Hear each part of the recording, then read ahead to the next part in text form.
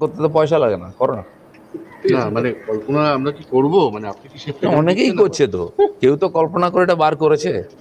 এবং এই কল্পনা কি প্রতি মাসে 2 মাসে পাল্টে 21 তারিখ অবধি আবার ডেট দেওয়া হয়েছে। আগে অনেকগুলো তারিখ হয়ে গেছে, আবার 21 তারিখ, তারপরে আবার অন্য ফান্ডা শুরু হবে।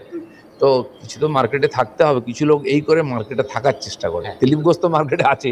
দাদা এখন তো সেই তিক্ততা নেই, আপনি তো জগন্নাথ মন্দির গেছেন, কুণাল অরূপ সবার সাথে আমার আপনার সঙ্গে বসে চা খাওয়াটাও না না, সেই তিক্ততা নেই। কোনাল হরুপের সঙ্গে আমার আগে থেকে পরিচয় ছিল, এখনো আছে, আগামী দিনেও থাকবে। আমি রাজনীতি করি না করি, ওরা করুক না করুক, কে কোনো পার্টি থাকবে, তার সঙ্গে রাজনীতির সম্পর্ক দিলীপ ঘোষ এরকম ভাবে না। আজকে আমার পার্টিতে, কালকে টিএমসি ছিল, আমার শত্রু ছিল, কাল চলে আমার কাছে বসলো, আমার বন্ধু হয়ে গেল, পরশু আবার চলে গেল, আমার শত্রু হয়ে গেল। দিলীপ ঘোষের বন্ধুত্ব শত্রুতা এত হালকা নয়। যারা এভাবে করে তাদের রাজনীতির ব্যবসা করে, তাদের সমস্যা আছে, ঠিক আছে।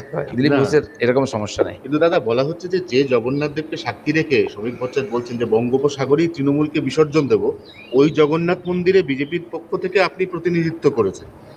আমি কারো প্রতিনিধিত্ব করিনি। আমি একজন নাগরিক হিসাবে, আর ওখানকার যারা সংস্থাপক, চিফ সেক্রেটারি আমাকে আর মন্দির বলে লিখে চিঠি দিয়েছেন, কোনো বিতর্ক নাই। সেই জন্য আমি একজন সম্মানীয় নাগরিক হিসেবে, সম্মানীয় সরকারি আয়োজন ঠিকই আছে, আমি গেছি। কারণ আমি মনে করি ওই মন্দির তৈরিতে আমারও ট্যাক্সের টাকা আছে, সমাজের টাকা আছে, কারো পৈতৃক সম্পত্তি নেই। আর বহু লোক মন্দির করলে আমাকেই ডাকে, হয়তো আমাকে হিন্দু নেতা বা হিন্দু ভক্ত হিসেবে মনে করে, উদ্বোধন করায়, পুজোতে করায়। আগামী 20 তারিখ আমাকে উত্তরপাড়ায় ডেকেছে, সপরিবারে গিয়ে রুদ্রাভিষেক করবো ওটা শিব মন্দিরে। তো তারা যদি ডাকে আমি যাব না? কোন পার্টির কে কী করতো, তার বাবা কি পার্টি করে, তার ছেলে কি করেছে, আগামী দিনে কী করে, ওই ভেবে আমি কারোর সঙ্গে বন্ধুত্ব করি না। সাধারণ সম্পাদক রাজ্যে বানিয়েছে, সভাপতি দুবার বানিয়েছে, আমাকে এমএলএ বানিয়েছে, এমপি বানিয়ে টিকিট দিয়েছে, আমি কোনোদিন কিছু চাইনি পার্টির কাছে। আর এমনকি আজকে পার্টি আমাকে যে গাড়ি দিয়েছে আমি ব্যবহার করছি, বা সিকিউরিটি, সেটাও আমি কোনোদিন চাইতে যাইনি। ঘটনা পরিপ্রেক্ষিতে পার্টির প্রয়োজন মনে হচ্ছে।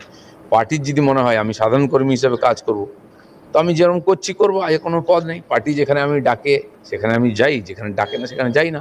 এটাকে আমি পার্টির সিস্টেম মনে করি।